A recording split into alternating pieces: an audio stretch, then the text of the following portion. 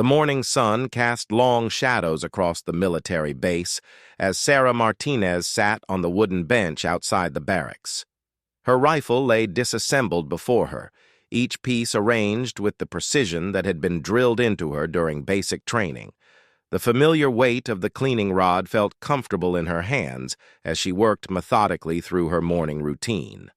Sarah had always found peace in this ritual. While other soldiers complained about weapons maintenance, she embraced it.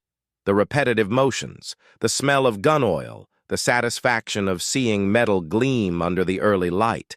It all reminded her of home, of her grandfather's workshop, where she had first learned to handle firearms as a young girl. She dipped the cleaning patch in solvent and pushed it through the barrel. Her movements automatic after years of practice. The base was unusually quiet this morning. Most of the other soldiers were still asleep, enjoying their brief respite before the day's training exercises began. Sarah preferred these early hours when she could think clearly, when memories of her family felt closest. The tattoo on her left shoulder blade tingled slightly in the cool morning air. She had rolled up her sleeves while working, forgetting for a moment about the intricate design that marked her skin. It was a habit she had developed over the past 2 years, hiding the tattoo whenever possible. Not because she was ashamed of it, but because explaining its meaning was complicated, too complicated for casual conversation. As she reassembled the rifle with practiced efficiency, Sarah heard footsteps approaching on the gravel path. She glanced up briefly, expecting to see one of her fellow soldiers heading to the mess hall. Instead, she saw the unmistakable figure of Admiral Harrison making his morning rounds.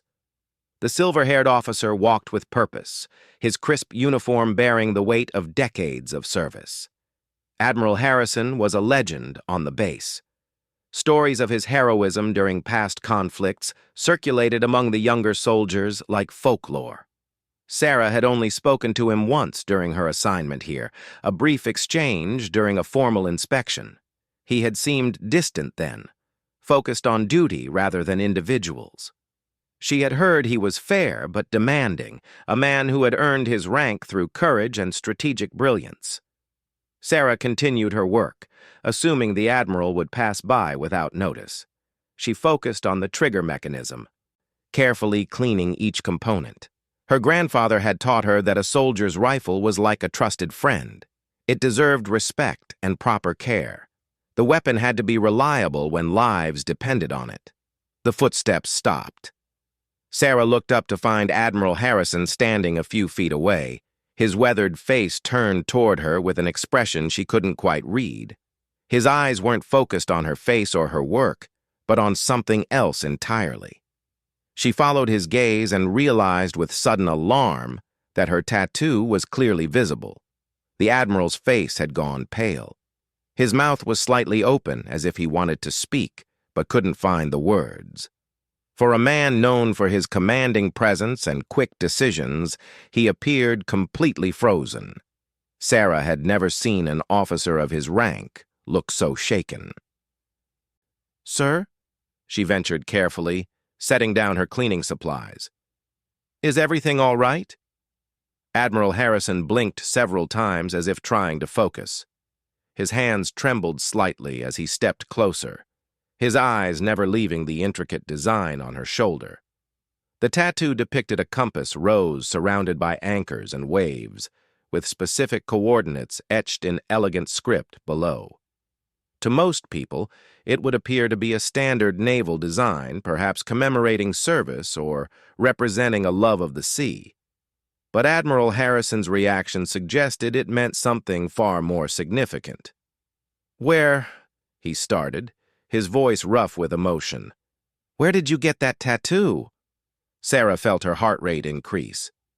She had always known this moment might come, when someone would recognize the design and ask questions she wasn't prepared to answer. The tattoo wasn't just decorative art.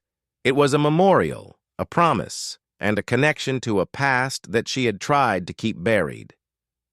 "It's a family design, sir," she replied carefully, watching his reaction. "My grandfather designed it." The Admiral's legs seemed unsteady. He reached out and grasped the back of the bench for support, his knuckles white against the weathered wood.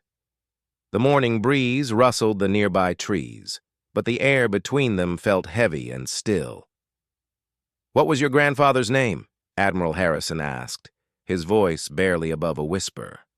Sarah hesitated. She had spent years avoiding this conversation, but there was something in the Admiral's eyes that told her evasion was no longer possible. The pain and recognition she saw there suggested that her answer would change everything.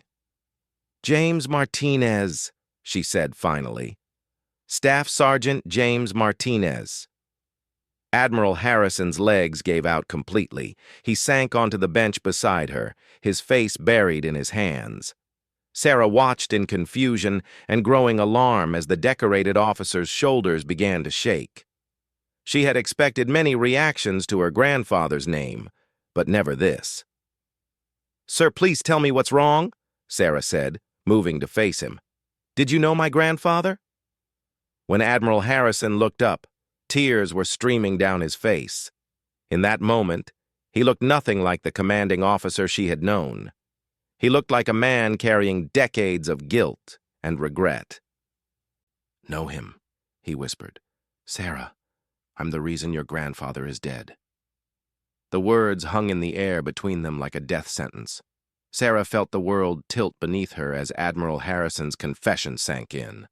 Her grandfather, the man who had raised her after her parents died, the hero she had idolized her entire life, was dead because of the man sitting beside her.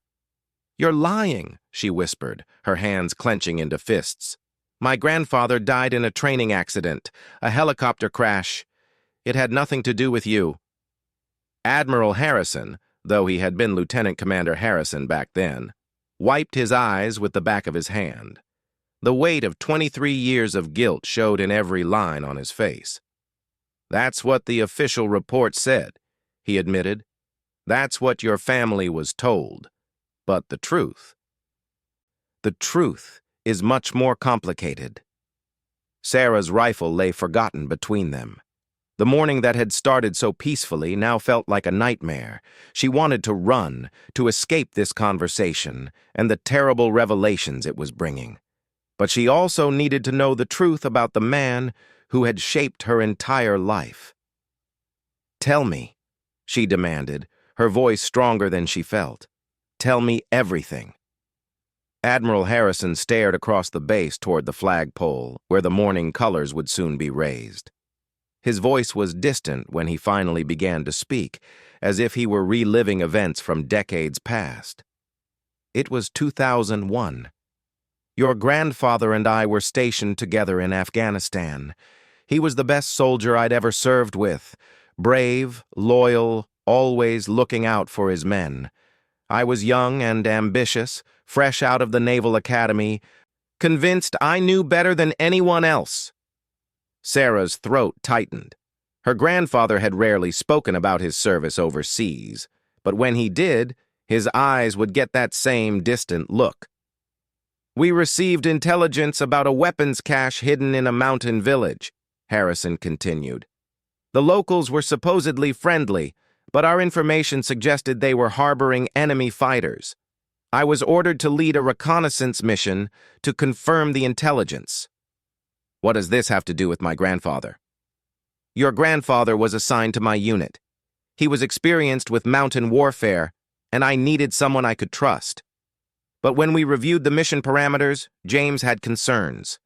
Big concerns." Harrison paused, his hands trembling as he recalled the memory.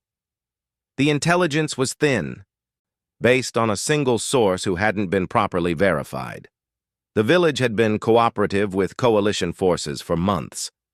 James believed we were walking into a trap, or worse, that we were being fed false information to make us attack innocent civilians. Sarah felt her stomach drop. She could picture her grandfather, always careful, always thinking about the consequences of his actions. He would never rush into a situation without considering every angle. "I should have listened to him," Harrison whispered. "He was older, wiser, more experienced. But I was the officer in charge, and I was determined to prove myself.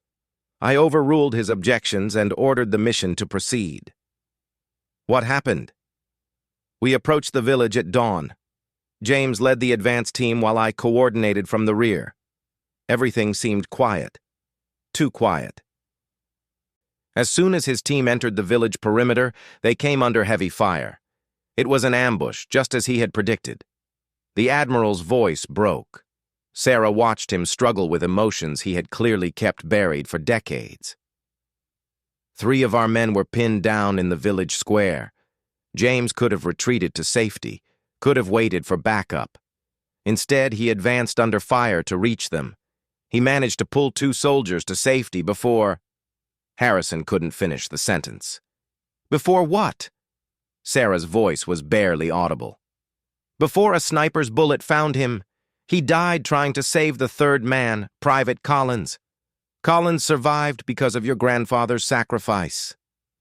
Sarah felt tears burning her eyes. This wasn't how her family had been told the story. They were told it was a training accident, a mechanical failure, something random and unavoidable, not a hero's death in combat. Why didn't they tell us the truth? She asked. Why lie about how he died? Harrison's expression grew even more pained. Because of what happened next. The intelligence was completely false. There were no weapons, no enemy fighters. The village was exactly what it appeared to be, a peaceful community trying to survive in a war zone. The people who opened fire were defending their homes from what they saw as an unprovoked attack. The implications hit Sarah like a physical blow. Her grandfather had died not in a glorious battle against enemies, but in a confused firefight that should never have happened. The investigation that followed revealed the intelligence failure. The source who provided the information was working for multiple sides, feeding false data to create conflict. But by then, it was too late. James was dead, along with 2 villagers who were caught in the crossfire. So they covered it up. They classified the mission and sanitized the records. Your grandfather was posthumously awarded the Silver Star for his heroism in saving his fellow soldiers, but the circumstances were kept secret to avoid embarrassing the intelligence community. Your family was told it was a training accident because the truth was too complicated, too politically sensitive. Sarah stood abruptly, pacing away from the bench. Her entire understanding of her grandfather's death was crumbling. The man she had joined the military to honor had died because of incompetence and lies. You killed him, she said, turning back to face Harrison. Your arrogance and ambition got him killed. Admiral Harrison didn't deny it. Yes, I carry that responsibility every day. I was court-martialed but cleared of criminal wrongdoing. The mission had been authorized by higher command. But clearing me legally didn't clear my conscience. Then why are you still here? Why are you still serving? Because James made me promise something before he died. As I held him in that village square, bleeding out from the sniper's bullet, he grabbed my uniform and pulled me close. Harrison's voice dropped to a whisper. He said, "Promise me you'll take care of them. Promise me you'll make sure soldiers like these boys get better leaders than we had today. Don't let my death be meaningless." And you think 20 years of service makes up for getting him killed? No, Harrison said simply. Nothing will ever make up for it, but I've tried to honor his request.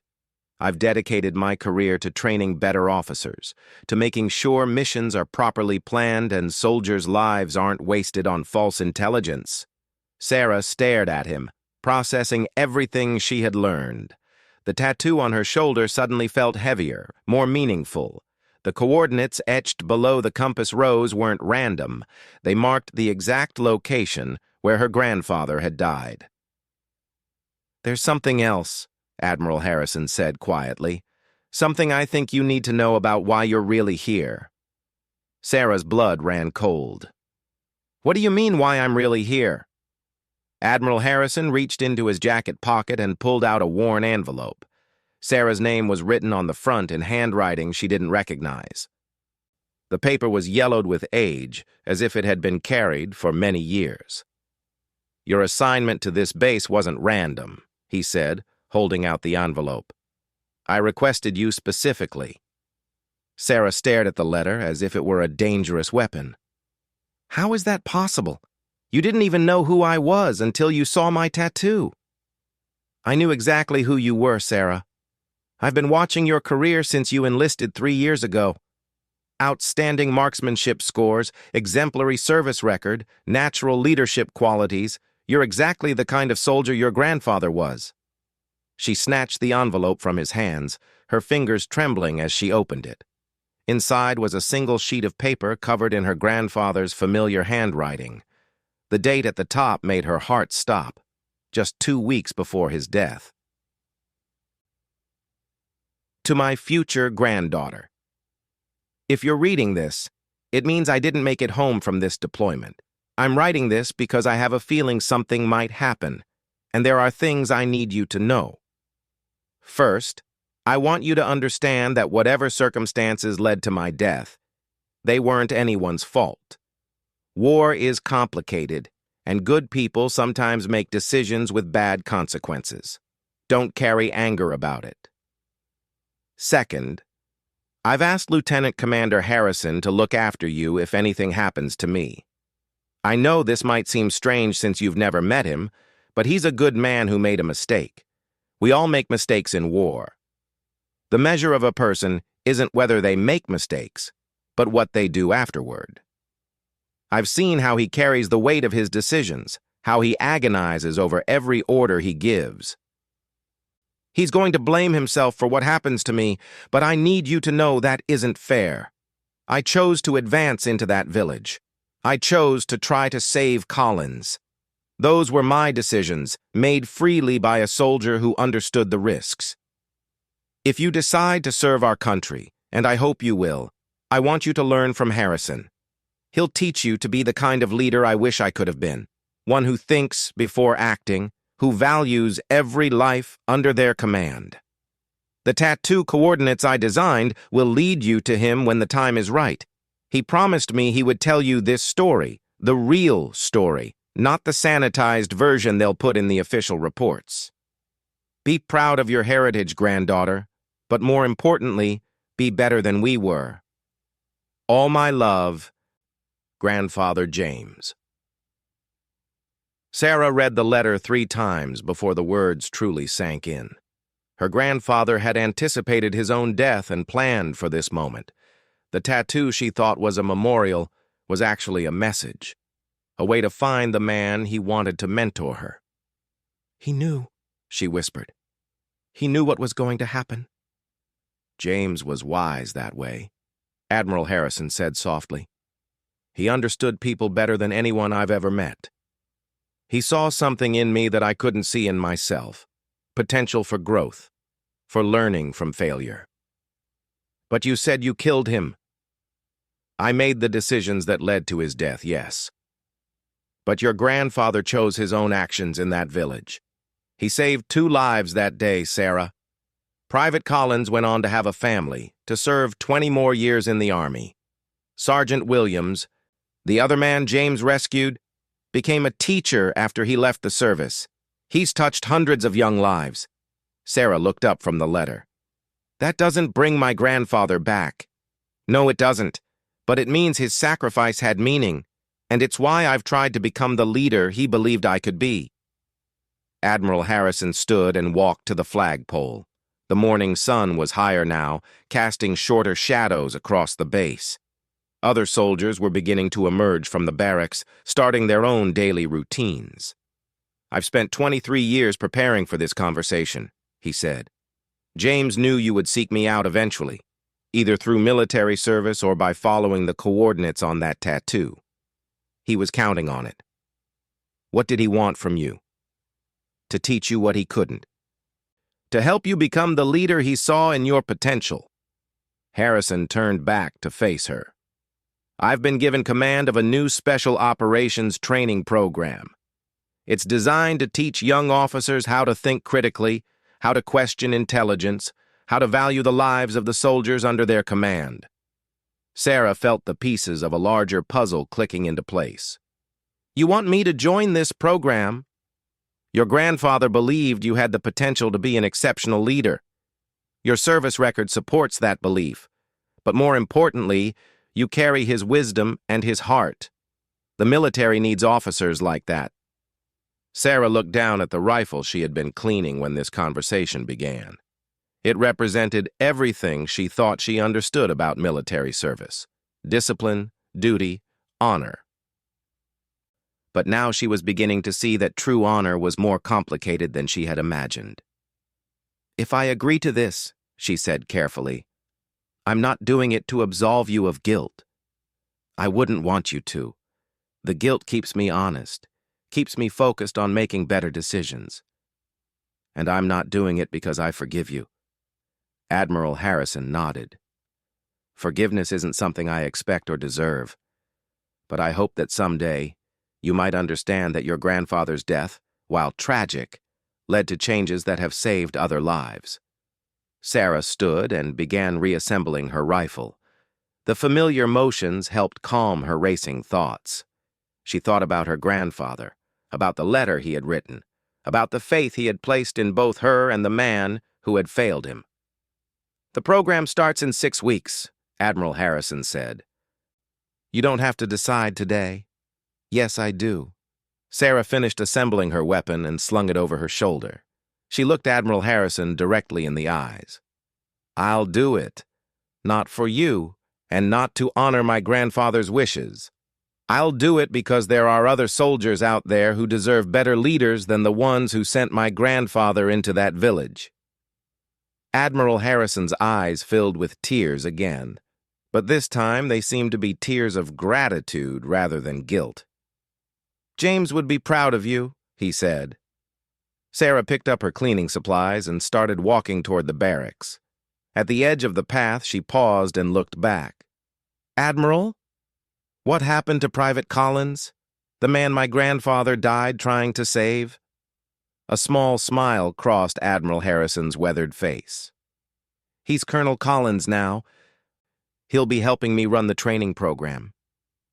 As Sarah walked away, she touched the tattoo on her shoulder.